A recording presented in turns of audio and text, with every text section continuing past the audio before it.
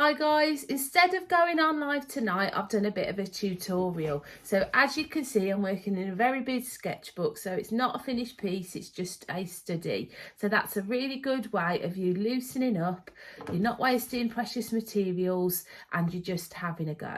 So the technique I used was to stamp a flower down onto the page, and then I've worked on it with finger paints. So I've literally just put some gloves on and painted in all of the petals. So this is not going to allow you to get detail, it's not going to allow you to get precious about it. This took 20 minutes and I suggest you set a timer for no more than half an hour and have a go. You can do any subject you like, preferably not too detailed, as I've found out it's very difficult, but I will post some pictures of the sunflower that I use if you want to have a go at the same picture. First of all, I added a little bit of water to the paper, which did help the paint flow a little bit more easily. My paint's colours seemed a little bit dried out, so I found it quite difficult to begin with to get the paint spreading. I wanted to create a lot of movement, so I was swirling my hands around, just putting on a bit of that first layer and then blocking in where the sunflower and leaves were going to be going.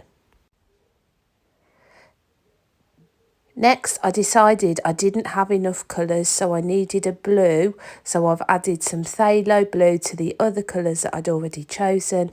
This helped just to create a little bit more contrast between the warm and the cool colours.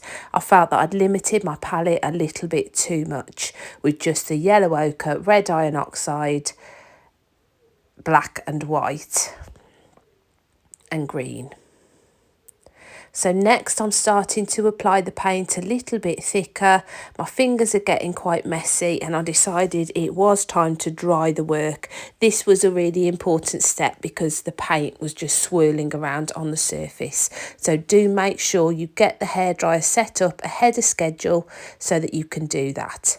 Then I decided I was going to use the flower as a stamp, which did kind of work. I felt that I needed a brush, and I'd obviously limited myself without a brush to apply the paint to the petals. I think that would have worked a little bit better.